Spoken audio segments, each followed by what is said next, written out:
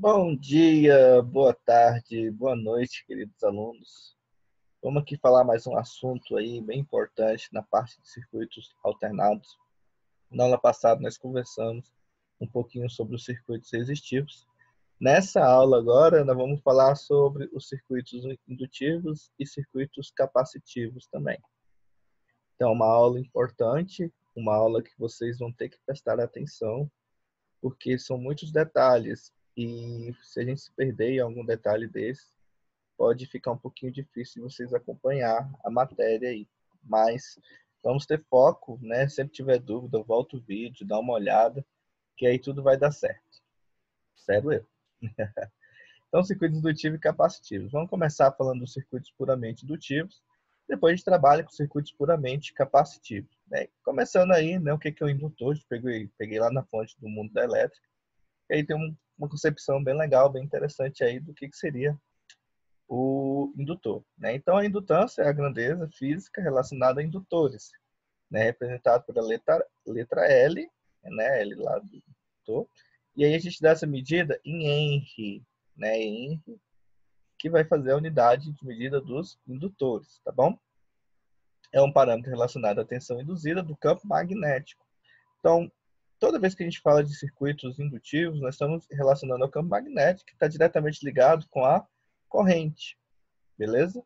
Quando estivermos falando de capacitores, vocês vão ver que nós vamos estar falando do campo elétrico, ou seja, está diretamente relacionado à tensão. Então, indutor é corrente, capacitor relacionado à tensão, beleza? Vocês vão observar que um sempre faz ali um pouquinho de oposição ao outro, né? Se um é positivo, outro é negativo, se um é o campo magnético, o outro é campo elétrico, se um ele divide, o outro multiplica, enfim. Vocês vão ver que vão observar que ele sempre faz uma relaçãozinha um contra o outro de oposição, tá bom? Então nós temos aí o que seriam os indutores, né? Então, basicamente, né, são indutores os solenoides, as bobinas, né? Aquele que tem os enrolamentos, os fiozinhos, e tal. Não sei se vocês já viram, observaram algum motor aberto, alguma bobina assim, vocês vão ver que tem um enrolamento ali. Aquele enrolamento, aquela bobina, eles chamam de um circuito indutivo, beleza? Se naquele circuito não tivesse resistência, nós teríamos um circuito puramente indutivo. Então, existe luz elétrica passivo, né, capaz de armazenar energia, criando por um campo magnético. A gente tem um campo que é formado, e aí aquele campo ele pode sim gerar uma corrente, né, por indução, por exemplo. Então, vocês vão ver que indutores são utilizados em uma vasta gama de equipamentos, né? Por exemplo, transformadores, motores, eles utilizam essa parte indutiva, principalmente trabalhando nessa forma de campo, né? Um campo induzindo o outro ali no meu sistema, tá bom? Isso em corrente alternada, né? Porque em corrente contínua, depois que a gente tem o transiente, ou seja, depois que a gente liga ali o meu sistema lá no meu solenoide, ele vai ter um atraso e aí o que vai acontecer? Ele vai se comportar como um curto-circuito no caso do indutor. No capacitor, como ele vai recarregar, naquele momento que eu ligo um sistema, por exemplo, de corrente contínua nele, o que vai acontecer? Ele vai estar carregando, ele vai se comportar como um circuito aberto. E aí, quando ele tiver, desculpa, como um curto-circuito. E aí, quando ele estiver carregado, é como se ele trabalhasse como um circuito aberto, ou seja, é como se o capacitor deixasse de existir dentro do circuito de corrente contínua. Nós vamos ver que circuito alternado, isso não é válido, porque ele começa a comportar como uma carga, né? Uma carga elétrica ali que vai estar em objeção à passagem de corrente, assim como o resistor é também, tá bom? Então, vamos aqui dando a continuidade primeiro para o indutor. Então, o indutor, vamos supor o seguinte, que dentro desse indutor, eu vou ter uma corrente I de T. E aí, daquela mesma forma que a gente aprendeu dos resistores, né? O que seria essa I de T? Né? O que seria essa função dessa senoide? I de T ela vai ter o quê? Um valor máximo, aquele valor de pico da minha onda, sendo de um ômega T, um ômega o quê? Aquela frequência angular, aquela velocidade que a minha onda caminha, multiplicado em um instante de tempo. Que instante de tempo é esse? Um instante que eu quero essa corrente aqui. Né? Se eu não falei nada, eu deixo ele quietinho aqui. Mais o θ, mais a defasagem. Se eu não tiver defasagem, esse θ vale igual a zero. Se eu tiver defasagem, ele vai ter um valor de θ, que flui por ela. Mas quando a gente fala do indutor, né, o que seria a minha tensão no indutor? A minha tensão no indutor ela é dada pela minha indutância multiplicado pela derivada da corrente no tempo. Ah, professor, tem que saber a derivada? Não, você tem que saber de onde veio, né? Aqui no nosso caso, como é um curso técnico, eu já vou falar o que vai acontecer com essa derivada, tá bom? Mas se fosse um curso superior, isso aqui seria bem trabalhado com vocês. Então, dessa derivada, né, dessa corrente no tempo, para eu descobrir o valor da minha tensão, eu chego na seguinte solução, que a minha tensão no tempo é dada por ômega L, ou seja, aquele ômegazinho que a gente aprendeu a calcular, que vale 2π vezes a frequência, ele saiu daqui de dentro e foi lá de fora. Isso aqui é consequência da derivada mesmo ali do seno. E aí ele ficou aqui fora, um ômega vezes quem? Vezes a indutância, vezes quem? O valor máximo, vezes o seno de ômega t mais θ, mais, olha o que apareceu também, 90 graus. Esse 90 graus apareceu por causa da defasagem que a gente vai ter ali de quem? Da minha onda, da minha tensão em relação à minha onda da corrente. Então, o que eu posso dizer de cara aqui? Que a minha onda da tensão, ela está adiantada 90 graus em relação à minha onda da corrente. Olha aqui, ó. Tá vendo aqui? Ômega t mais θ. Aqui é o quê? Ômega t mais θ mais 90 graus. Ou seja, a minha onda da minha tensão, ela é adiantada em relação à minha corrente em 90 graus. Isso sempre vai acontecer? Sempre vai acontecer. Tá bom? Se o meu circuito for puramente indutivo, ele sempre vai adiantar a corrente sempre vai adiantar a tensão em 90 graus. Consequentemente, vai atrasar a corrente em 90 graus. A corrente ela é atrasada da tensão em 90 graus. Fazendo uma comparação com a lei de Ohm, o que nós temos na lei de Ohm? Que a minha tensão ela é igual àquela resistência vezes a minha corrente máxima. Em circuitos alternados, vai acontecer a mesma coisa. Né? Isso aqui a gente vai chamar o nome de impedância. Né? Ele vai impedir. Impedir o quê? A passagem de corrente, o efeito que limitador de corrente. Então, esse ômega L, ele como se ele tivesse o comportamento do R sozinho, né? Do resistor. E o ômega L, ainda falo mais, como ele tem um efeito limitador de corrente, ele também é dado quem? Em ohms. Então, toda vez que eu multiplicar o ômega vezes a minha indutância, eu vou dar em ohms, tá bom? Se for só o L, vai ser o quê? Henry. Mas toda vez que eu multiplico a frequência angular, o ômega no caso, vezes o L, eu vou ter o valor em ohms, porque isso começa a ser o quê? Uma reatância indutiva, algo que segura, limita ali a passagem. Passagem de quem? De corrente do meu circuito. Assim como o resistor faz também. Lembrando, né, quem é o ômega? 2π vezes a frequência. Ah, professor, se eu estiver trabalhando em 60 Hz, então é 2π vezes 60. Se for 50 Hz, 2π vezes 50. Uai, então quer dizer que no caso do indutor, a reatância dele depende da frequência? Sim. Então nós vamos ter isso aí, vamos ter muitas coisas que a gente pode utilizar isso na vida, né? Por exemplo, a gente trabalha com filtros também, né? Mas observe o seguinte, quanto maior for essa frequência aqui, o que vai acontecer? Ó? Quanto maior for a frequência, a gente chama de XL, a reatância indutiva. Quanto maior for a frequência desse ômega, maior vai ser quem? O valor do XL. Maior vai ser o quê? Maior vai ser o quê? A capacidade dele impedir a passagem de corrente. É como se fosse maior fosse a resistência da passagem de corrente ali no meu circuito. Então, por exemplo, se eu quiser eliminar alguma frequência muito alta, o que eu faria? Eu colocaria um indutor ali no meu sistema, e esse indutor ele faria o quê? Essa função desse filtro. Toda vez que passasse uma frequência muito alta, ele limitaria a passagem de corrente e aí iria estar cortando o sinal. Essa é a ideia de corte de sinal, entendeu? Então, no nosso caso aqui da rede elétrica, a gente trabalha na parte de eletrotécnica, o valor da frequência, eles são fixos, né? A gente vai trabalhar com a frequência 50 Hz, a frequência 60 Hz, 55, enfim. Aqui no Brasil, a gente vai trabalhar com 60 Hz. Então, esse 2πf aqui, no nosso caso, ele vai ser praticamente constante. Vai ser o 377. Mas se fosse para o lado da eletrônica, nós trabalharíamos isso aqui como forma de filtro. Por quê? Porque tem muitas coisas que a minha frequência vai variando. Né? Quer ver, por exemplo, se você tiver um som, alguma coisa do tipo, normalmente eles botam o capacitor, né? Ou pode botar também um indutor ali, né? De forma paralela no meu som. Qual a ideia dele? A ideia dele é fazer o quê? Um filtro das frequências, né? Permitir passagem de frequências baixas ou altas. Né? Passar, por exemplo, sinal de um som agudo ou de um sinal grave, né? De um som grave.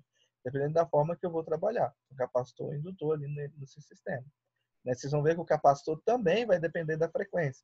Só que de forma inversa. Se aqui no meu indutor, quanto maior a frequência, maior vai ser a reatância indutiva, no capacitor vai ser o contrário. Quanto maior for a frequência, menor vai ser a reatância capacitiva dele. Tá bom? Então, por aqui, vamos mantendo. O valor do L, que é a minha indutância do indutor, que ele é dado em R, é um valor fixo. É um valor que vai depender da bobina, depende da forma, da geometria, de um monte de coisa. E aí eu consigo estabelecer o valor de L dele em R, dessa capacidade dele, de armazenar energia, tá bom? Então, seria essa a ideia do XL aqui no meu sistema. Deixa eu ver aqui o que mais que tem aqui. Quando o indutor passa a corrente T, necessariamente passará uma tensão que ela vai estar defasada. Foi o que eu tinha comentado ali. Ou seja, sempre a minha onda da minha tensão ela vai estar defasada, né? Ela vai estar adiantada em 90 graus em relação à onda da corrente. E aí eu coloquei um exemplo, então, né? Já que o pessoal trabalha e fica muito travado nos exercícios, eu coloquei os exemplos aqui já para ajudar vocês. Se tiver dúvida, dá uma olhadinha que vocês vão conseguir resolver. Então, qual é o valor da reatância indutiva de um circuito cuja frequência é 60 Hz e a indutância 30 mH? Eu vou pegar que o quê? Que o XL é quem? É o ômega vezes o L. O ômega é o mesmo ômega da fórmula lá que multiplica o tempo, que é o 2π vezes a frequência. Ou 2π dividido pelo período, não importa. Mas como ele me deu frequência, eu vou usar o 2πf. Então, 2π vezes 60 vai me dar aproximadamente 377 radianos por segundo. Eu sei que a minha indutância vale 30 mR. 30 mR. O que é 30 mR, gente? É 30 vezes 10 a menos 3. O mil é 10 a menos 3. Não se confunda com isso. O Mzinho aqui, 10 a menos 3. Então, 377 vezes 30 vezes 10 a menos 3 me dá o valor de 11,31 ohms. Beleza? Então, XL é dado em ohms, que indica a minha reatância indutiva. Aí, na questão 2, eu perguntei o seguinte. Qual a equação da forma de onda de V de T para um circuito indutivo de 50 Hz que possui uma corrente de pico de 30 A, sabendo que a sua indutância é de 15 mH? Cara, ficar mais fácil para vocês, o que eu fiz primeiro? Calculei o valor da reatância indutiva. O que é a reatância indutiva? É o ômega vezes o L. O que é um ômega? 2πf. Só que agora a minha frequência é quanto? 50 Hz. Então é 2π vezes 50, que me dá os 314 radianos por segundo. A indutância, ele falou lá, ó, 15 mH. Então, quanto é que fica, então? Os 314 vezes o 15 mil. Quem é mil? 10 a menos 3. R. Então, vai ficar 314 vezes 15 vezes 10 a menos 3. Isso me dá uma reatância indutiva de 4,71 ohms. Beleza? Descobri a reatância dele. O que eu vou fazer agora? Vou descobrir o valor do I de T. Para que eu vou saber o I de T? Só para formalizar minha onda, para eu ter ali uma noção certinha dela. Eu sei o quê? Que o I de T é meu I máximo, ou I de pico, que vale quanto? No caso, corrente de pico vale 30 A. Substituo lá, 30 A. Sendo de 314 T. 314 é quem? O valor do ômega. Eu já calculei o ômega. Então, não preciso calcular de novo. Eu peguei o ômega aqui, ó, substitui aqui, ó, 314 T. Ele falou de defasagem? Não falou de defasagem. Então, o valor do θ aqui vale 0. Logo, para descobrir o valor de V de T, temos que descobrir o valor do V máximo. Quem é o V máximo? O V máximo, ele é meu I máximo vezes a reatância indutiva. Tá bom? Então, quem é meu I máximo? 30 ampere. Quem é meu XL? 4,71. Logo, meu V máximo é de 141 volts. Então, como a onda de tensão está adiantada em 90 graus, é que já coloca lá, que no finalzinho dela, o mais 90 graus. Beleza? Tá vendo que aqui não tinha nada? Aqui tem mais 90 graus, porque a onda da tensão está adiantada na corrente. Professor, e se eu estivesse calculando a onda da corrente aqui, eu teria que colocar o quê? Se aqui fosse a onda da tensão. Se a onda da tensão não tivesse θ, se o θ fosse 0, necessariamente aqui deveria aparecer um menos 90 graus. Falando o quê? Que a minha corrente está atrasada 90 graus em relação à minha tensão. Isso tem que acontecer, tá bom? Se o meu circuito ele é puro indutivo, isso vai ter que acontecer. Continuando. Então, como a onda da tensão está adiantada em 90 graus em relação à onda da corrente, temos que descobrir o V máximo 141. Então, V de T ele é o V máximo, 141 vezes o seno do ômega, que é o ômega. Já calculei o ômega, 314 radianes por segundo. 314 vezes o tempo instantâneo, não substituo ele, porque eu não pedi o tempo instantâneo na forma. Mais 90 graus, porque minha onda está adiantada da minha corrente em 90 graus. Tá bom? E aí eu calculei aqui. E se viesse uma outra questão? Qual é a tensão no tempo 20 milissegundos, ou 10, ou 1 milissegundo? Aí sim você iria substituir o tempo, iria fazer o cálculo dessa fórmulazinha aqui. Tá bom? E quanto à potência, né? A potência no indutor ele é um pouco diferente do que a gente observou lá no resistor. Né? Por quê? Porque o meu indutor ele se comporta da seguinte forma. Uma hora ele pega a energia do sistema, ele recarrega a energia do sistema, e outra hora ele está devolvendo essa energia para o sistema. Então, uma hora a minha onda tem uma parte positiva, e a outra hora ela tem uma parte negativa. Né? Ou seja, uma hora ela faz uma parte positiva, outra hora ela faz uma parte negativa. A parte positiva indica que ela está consumindo energia do sistema, a parte negativa indica que ela está cedendo energia do sistema. E esse lance de segurar e soltar energia, praticamente ele não consome energia de forma térmica. É claro que na vida real vai consumir, porque a gente tem equipamentos que são resistivos, né? Ali a bobina de um motor, ali tem uma resistência. Então, ela vai aquecer, vai ter umas perdas. Mas se ele fosse puramente indutivo, toda a energia que entrasse iria sair do meu sistema. E esse lance da energia entrar e sair do meu sistema, ele acaba, de certa forma, obstruindo a passagem dessa energia que realmente iria ser consumida, né, da forma de watts ali no meu sistema. Então, minha energia reativa, que a gente vai chamar agora isso de energia reativa, essa energia que é produzida pelo indutor, pelo capacitor, que ela não é consumida pelo sistema, ela é criada pelo campo elétrico, pelo campo magnético do meu sistema, vamos chamar ela de energia reativa. E a unidade da energia reativa, nós vamos ver, é o volt ampere reativo, é o VAR, que a gente vai chamar.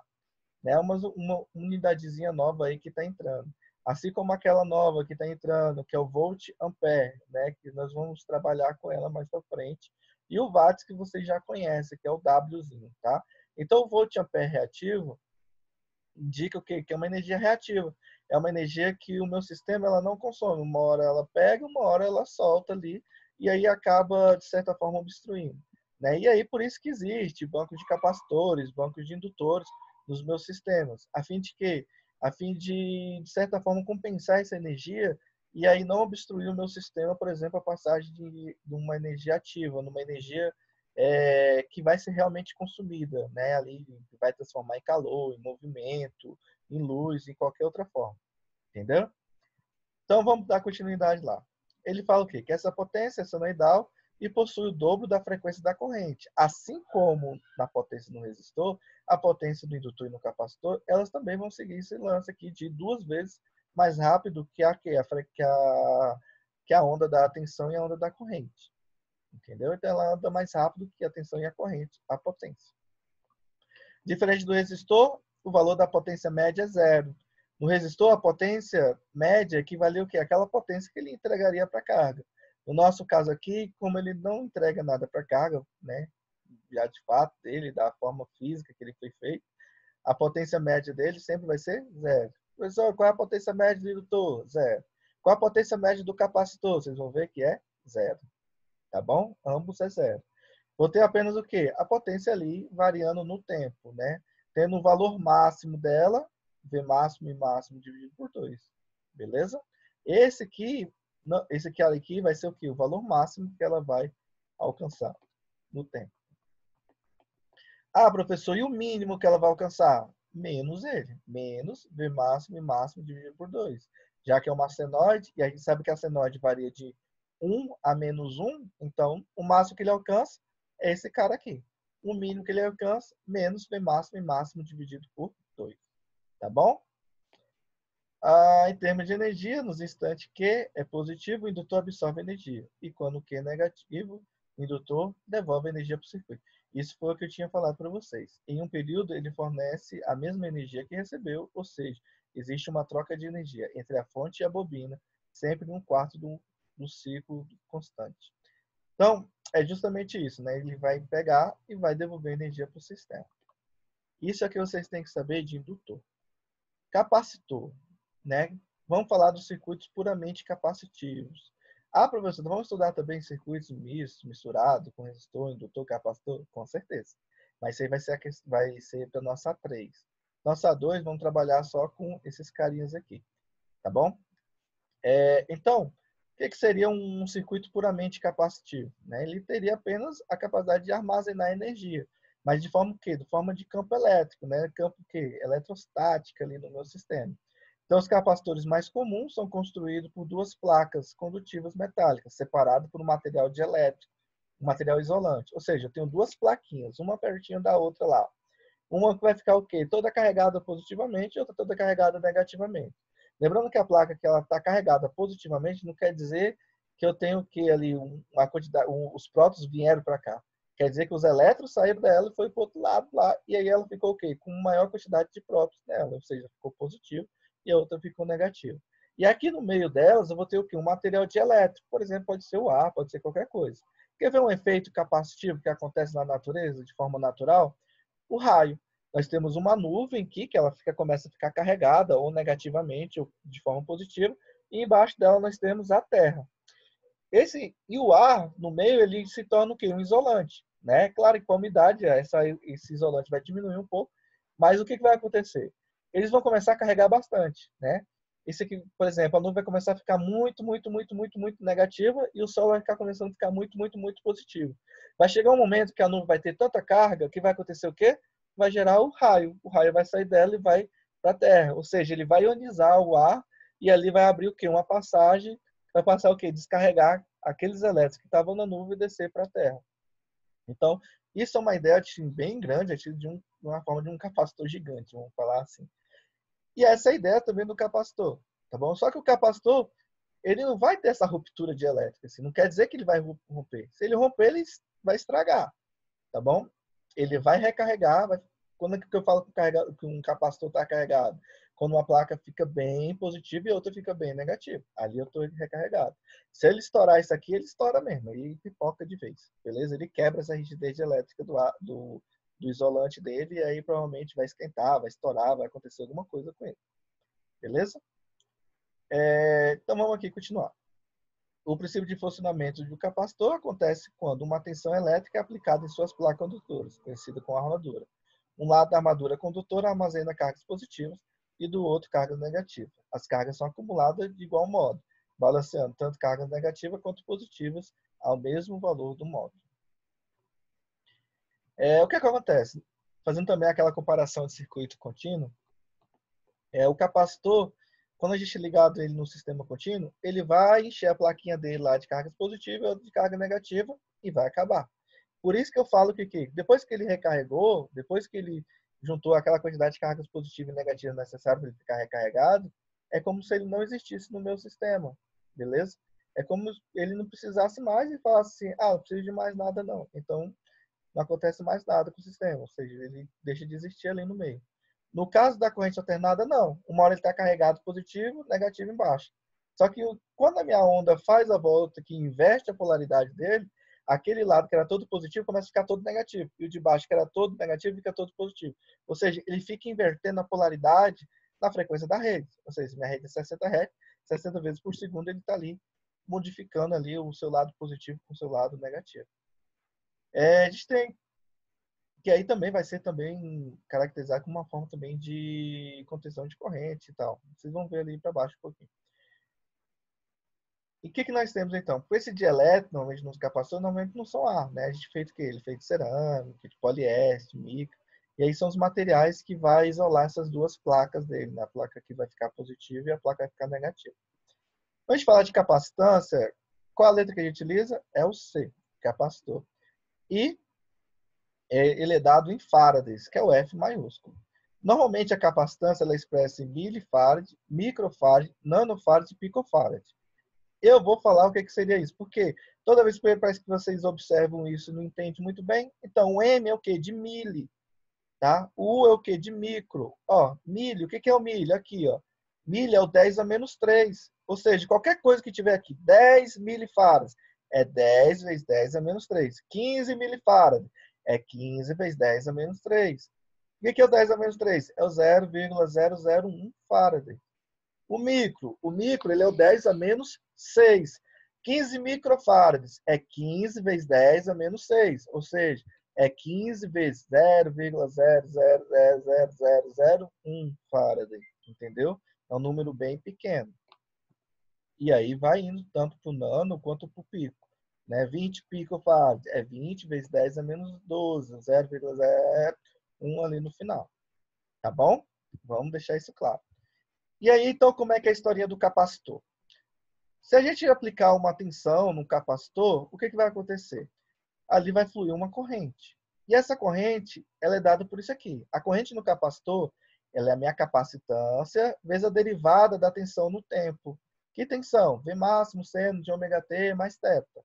O que acontece quando eu calculo essa derivada? Dessa derivada vai surgir que a corrente no capacitor é o ômega C, o ômega realmente sai também aqui, vezes a minha capacitância, vezes a minha tensão máxima, seno do ômega t mais θ, mais 90 graus. O capacitor, ele adianta a corrente em 90 graus. O indutor, ele atrasa a corrente em 90 graus. O capacitor, ele atrasa a tensão em 90 graus. O indutor, ele atrasa, ele adianta a tensão em 90 graus. Um é o inverso do outro, tá bom? Então, se o capacitor ele adianta a corrente, o indutor ele atrasa. Se o capacitor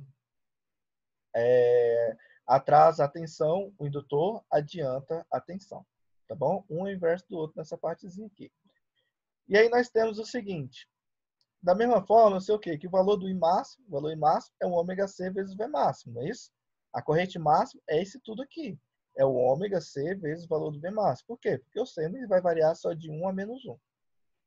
E esse cara aqui, esse ômega C vezes o V máximo, o que ele é? Vamos prestar atenção aqui, ó. Se a gente for colocar ele no formato da lei de Ohm, o que a minha lei de Ohm fala? Que a minha tensão é igual à minha resistência vezes a minha corrente. Então, a minha tensão vezes a minha resistência vezes a minha corrente. Então, o que eu passaria? Eu passaria esse cara para o outro lado. Se ele passasse para o outro lado, passa dividindo. Então, 1 sobre o ômega C é o que está fazendo o quê? A limitação de corrente do meu sistema. Então, 1 sobre o ômega C ele é similar ao valor da resistência. Beleza? Ele faz a mesma função que a resistência. Assim como o ômega L do indutor, que a gente chamou de XL, ele faz um limitador de corrente, 1 sobre o ômega C, ele é um limitador de corrente também. E a gente vai chamar ele de XC, que é a mesma coisa que a reatância capacitiva.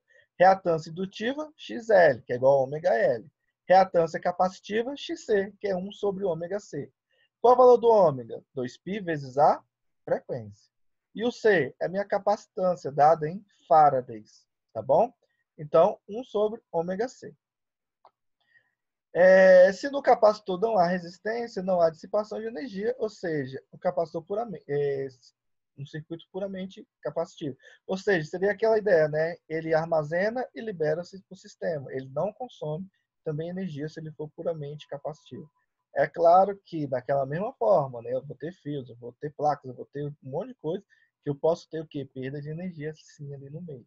Eu posso ter uma resistência. Mas considerando um sistema puramente capacitivo, ele se comporta sem consumir energia do sistema ali, beleza? Ele apenas manipula. Uma hora ele armazena, outra hora ele libera para o meu sistema.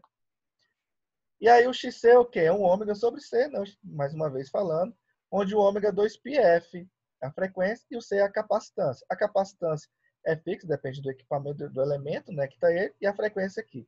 Observe que a frequência agora está sendo dividida. É 1 dividido por F aqui, ó, tá vendo? Ou seja, quanto maior for a frequência, menor vai ser a minha reatância capacitiva. Se a minha reatância capacitiva for pequena, mais corrente passa nele. Entendeu? Agora, quanto menor for a frequência, for uma frequência bem pequenininha, o que acontece? Esse cara começa a crescer. E se esse cara cresce, se o XC cresce, o que acontece? A minha corrente começa a ter uma obstrução maior, ou seja, ela começa a travar mais no meu sistema. Beleza? Então, quanto maior a frequência, menor vai ser a minha reatância. Quanto menor a frequência, maior vai ser a minha reatância. Tá vendo que um é o oposto do outro? No indutor, era quanto maior a frequência, maior era a reatância. Quanto menor a frequência, menor era a reatância. Aqui é o contrário. Aqui, ó, quanto maior for a frequência, menor é o valor do XC. Quanto menor for a frequência, maior é o valor de XC. Entendeu? Quanto menor for a frequência, maior vai ser o valor do XC.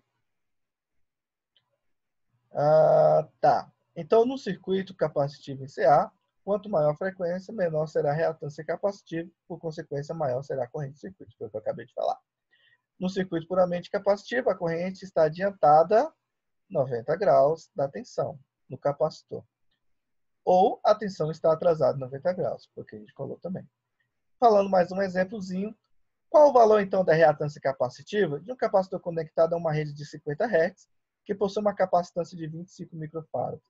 Então, a reatância capacitiva é 1 dividido por ômega C. Quem é ômega? 2π vezes a frequência. 2π vezes 50. Quem é π? 3,14, tá, gente? Então, na verdade, π é bem maior do que isso, mas pra gente aqui tá bom. Então, 2 vezes 3,14 vezes 50 dá 314 radianos por segundo.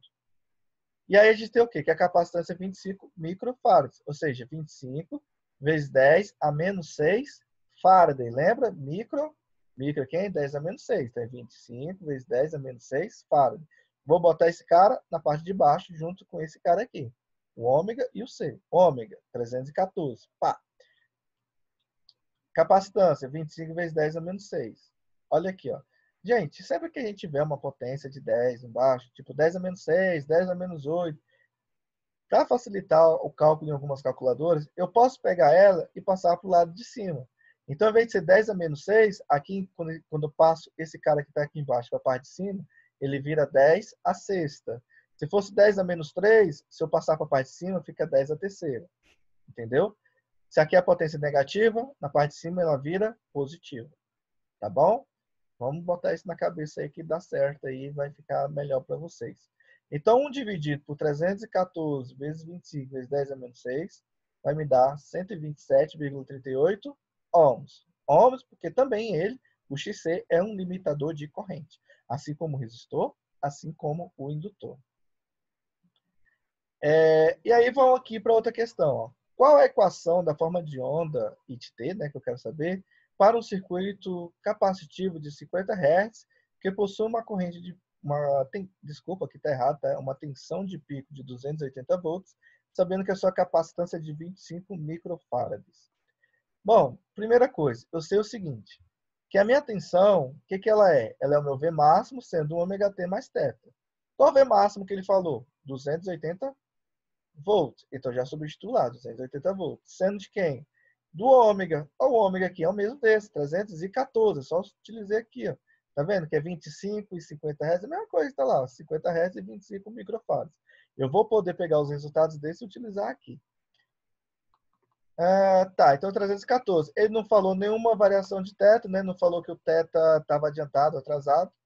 Tem aqui no final.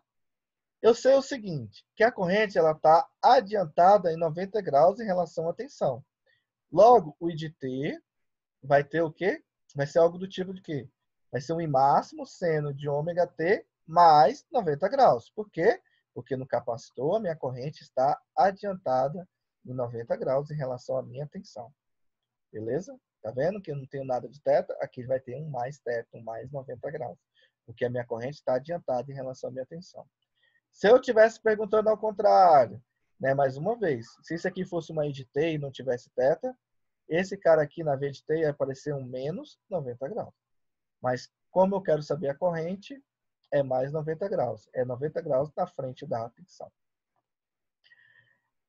Como é que então eu vou descobrir o valor de máximo? Né? Eu sei que V máximo é o XC vezes I máximo. Né? Ou seja, I máximo é o V máximo dividido por XC. Quem é XC? Eu já descobri. É o 127,38. Quem é o V máximo? O V máximo que ele alcança? 280. 280 dividido por 127,38, 2,2 ampere. Com isso, temos a seguinte equação. Quem é o I máximo? 2,2. Sendo de quem? Do ômega. Que ômega? O ômega a gente calculou, 314T. Só que a corrente está o quê? Adiantada da tensão. Enquanto? 90 graus. Mais 90 graus. E aí eu tenho uma equação da minha corrente também aqui. Se eu fosse perguntar alguma corrente em algum tempo específico, aí sim vocês iriam resolver essa equaçãozinha aqui. Tá bom? O objetivo de vocês é chegar nela. Chegar nessa equação aqui. E a potência, a gente vai observar que ela é o quê? Ela é a mesma fórmula lá que a gente observou para o indutor. V máximo, dividido por 2, seno de 2 ômega t mais 2 θ. Ele também só armazena e solta para o sistema. E de forma similar, isso aqui acaba tornando uma obstrução de passagem da potência que realmente seria utilizada no meu sistema de forma ativa para rodar as máquinas e tal. Essa energia que ela gera, que o capacitor e que o indutor gera, ela é basicamente para criar o campo, né? O campo magnético, o campo elétrico e só. Né? E aí ele fica o quê? Ali obstruindo a passagem. Né? Se a gente não trabalhar com isso, não trabalhar de arrumar essa potência, né? Utilizando, por exemplo, em motores, utilizando capacitores para reduzir esse fator, né? Essa quantidade de energia, as seções dos condutores, né? A seção dos cabos dos condutores iriam ficar bem maior que a gente existe. Então, por isso que a gente acaba trabalhando, né? Quando tem uma indústria com muitos motores, normalmente vocês vão ver ali um banco de capacitor, alguma coisa do tipo, que ele vai fazer esse filtro, né? Ele vai tirar essa energia que o indutor está produzindo, por exemplo, do sistema, né? E aí vai reduzir a seção dos cabos, enfim, vai melhorar bastante aí para o sistema. Então, a potência instalada, né, absorvida por um capacitor é igual a absorvida por um indutor. Mesma coisa. A potência do capacitor está a 180 graus adiantada da potência do indutor. Beleza? E quando a gente fala que uma potência está a 180 graus adiantada, ou 180 graus atrasada, enfim, quando eu tenho essa variação de 180 graus, na verdade, eu faço o quê? Uma mudança de sinal. Beleza? Se no meu indutor aqui era positivo, eu vou falar que no meu capacitor ele é negativo. E esse negativo significa justamente isso, que ela está defasada a 180 graus do meu indutor. Beleza? Então, se a onda do indutor ela sobe, do capacitor ela desce. Quando a minha onda do capacitor desce, passa para o lado negativo, a minha onda do capacitor passa para o lado positivo. Então, o indutor ele trabalha como um anticapacitor e o capacitor como um anti-indutor. Por isso que um é um remédio do outro, entendeu? Por isso que a gente, quando tem uma rede muito indutiva, coloca capacitor. Quando tem uma rede muito capacitiva, coloca indutor. Então, um fica trabalhando ali como um remédio do outro. E é dado por essa formulazinha também, né? Vocês podem ver que ele também não tem potência média, a potência média é zero, porque ele não consome energia, beleza? Isso que no mundo, aqui no mundo certinho, que o capacitor ele é puro, né? No mundo real, ele vai consumir um pouco de energia, porque ele vai sofrer calor, vai ter algumas perdas nele, e aí essas perdas ela vem proveniente dessa energia ativa também, né? Mas se ele existisse um capacitor perfeito, ele não iria consumir energia ativa, que é dada em watts, é que a gente vai chamar, tá bom? Então, em termos de energia, no instante que o Q é positivo, o capacitor está absorvendo a energia da rede. Quando o Q é negativo, o capacitor devolve essa energia para a rede. De forma similar que o indutor, ele sempre vai fazer isso 1/4 do ciclo constante da rede. Tá bom? Gente, é isso que eu tinha que passar para vocês. Vou passar alguns exercícios. Espero que vocês façam e tirem dúvidas, né? E aí vamos aí conseguindo avançar com a matéria. Tá bom? Abraço, até mais aí para vocês.